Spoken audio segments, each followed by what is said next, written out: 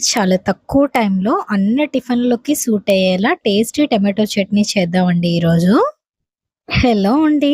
Welcome to our channel ఉప్పు, కారం, మసాలా. నేను మీ అర్చన. ఈ చట్నీ కోసం నేను ఒక 3 టమాటోలని తీసుకున్నానండి. వాటిని శుభ్రంగా కడుక్కొని, టమాటో బొడ్లను కట్ చేసి, ఒక గిన్నెలో వేసుకొని, ఇవి మునిగేంత నీళ్లు పోసుకొని, ఒక 7, 8 నిమిషాలు ఉడికించాలండి. మీరు కారం బాగా ఎక్కువగా ఇష్టపడేవాళ్ళైతే టమాటాలతో పాటు పచ్చిమిర్చిని కూడా వేసి ఉడికించుకోవచ్చండి. చూడండి, టమాటో చక్కగా ఉడికిపోయి పైన పొట్టంతా ఎలా సెపరేట్ అయిందో. ఇలా మెత్తగా ఉడకడానికి నాకైతే ఒక 8 నిమిషాలు టైం పట్టిందండి. ఒకవేళ మీరు ఎక్కువ క్వాంటిటీ చట్నీ చేస్తుంటే ఫాస్ట్‌గా అయిపోవాలనుకుంటే టమాటోలని కుక్కర్‌లో వేసుకొని ఒక 3 విజిల్స్ వచ్చే వరకు ఉడికించుకుంటే సరిపోతుందండి. మనం ఉడికించి పెట్టుకున్న టమాటోలు చల్లారినాయండి.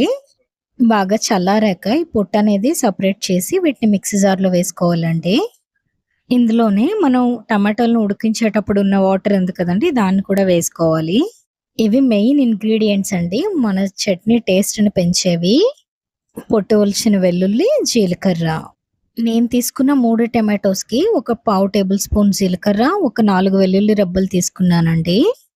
మీరు ఒకవేళ ఎక్కువ క్వాంటిటీ చేస్తున్నట్టయితే ఇంగ్రీడియెంట్స్‌ని డబుల్ చేసి వేసుకోండి.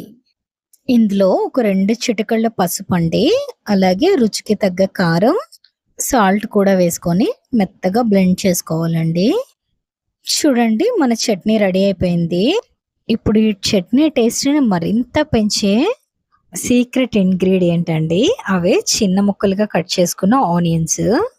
ఈ ఉల్లిపాయ ముక్కలను కూడా మిక్సీ జార్‌లో వేసుకొని ఒకే ఒక్క పల్స్ ఇవ్వాలండి. ఎక్కువ అసలు మిక్సీ పట్టేయకూడదు.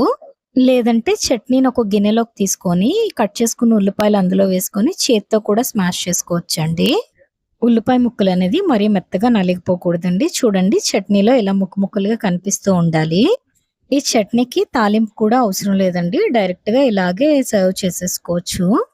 ఈ చట్నీ అన్ని టిఫిన్స్‌లోకి బావుంటుందండి. మెయిన్ పునుగులు, గారెల్లోకైతే ఇంకా బావుంటుందండి. ఇంతేనండి, చాలా తక్కువ టైంలో టేస్టీ టమాటో చట్నీ అయితే రెడీ అయిపోయింది. మీరు కూడా ట్రై చేసి మీకెలా వచ్చిందో కామెంట్ చేయడం మాత్రం మర్చిపోవద్దండి. మన ఛానల్‌ని సబ్స్క్రైబ్ చేసుకునే వాళ్ళు ఎవరైనా ఉంటే సబ్స్క్రైబ్ చేసేయండి. Thanks for watching.